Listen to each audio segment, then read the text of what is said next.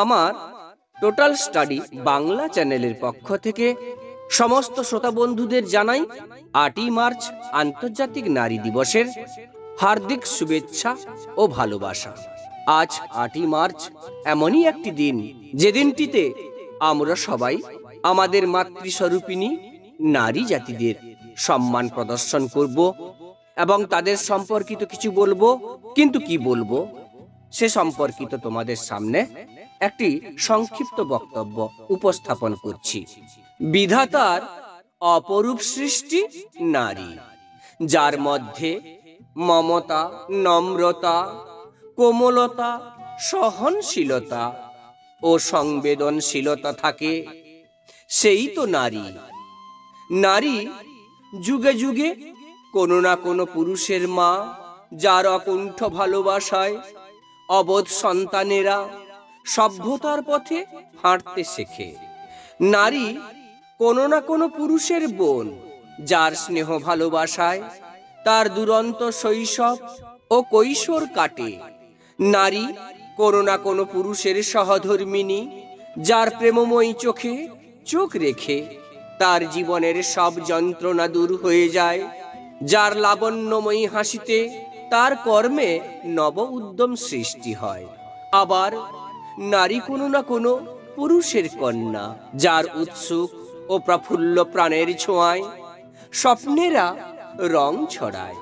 নারীরা যেভাবেই প্রকাশিত হোক, তাদের ভালোবাসার ছোঁয়ায় সবাইকে তারা এক সবুজ স্বপ্নীল ভুবনে নিয়ে যায়।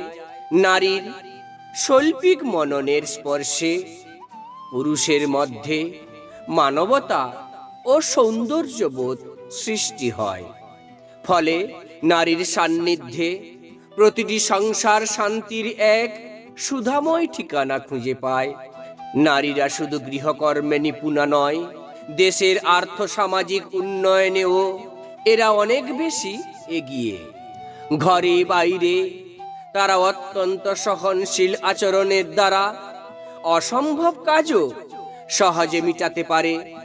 নারীরা নিজেদের আরাম আয়েশ তুচ্ছ করে পরম মমতা ও ভালোবাসা দিয়ে যেমন সমস্ত সংসারকে রক্ষা করে, তদ্রূপ কর্মক্ষেত্রেও নারীরা মাতৃসুলভ শান্ত ও সহনশীল আচরণের মধ্য দিয়ে সামগ্রিক উন্নয়নকে ত্বরান্বিত করতে অসামান্য ভূমিকা রাখে।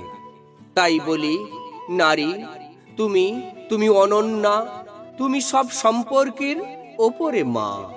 প্রতিটি পুরুষের তাই আমৃত্যু নারীর প্রতি শ্রদ্ধাবোধ ও সম্মান প্রদর্শন করা উচিত। আজ 8ই মার্চ এমনই একটি দিন, এই দিনটিতে তাদেরকে সম্মান জানানোর প্রতিটি পুরুষের নৈতিক কর্তব্য। তাই এই দিনটিকে শ্রদ্ধা জানানো প্রয়োজন। আজকের দিনে সবাই মিলে তাদেরকে সম্মান জানিয়ে বলবো, নারী তুমি অনন্যা, তুমি মমতাময়ী। কখনো তুমি লক্ষ্মীরূপী, কখনো সরস্বতী, কখনো তুমি দশভুজা, কখনো মা কালী, কখনো তুমি লক্ষ্মীবাই, কখনো রাসমণি। নারী তোমার কাছে এই পৃথিবীর ঋণী। এইভাবে তোমাদের সামনে একটি সহজ সরল সংক্ষিপ্ত বক্তব্য উপস্থাপন করলাম। আশা রাখবো তোমরা অবশ্যই সম্মান জ্ঞাপন করে এই বক্তব্য উপস্থাপন করবে। তোমাদেরকে আবারও নারী দিবসের শুভেচ্ছা জানিয়ে আজকের বলা শেষ করলাম। ধন্যবাদ।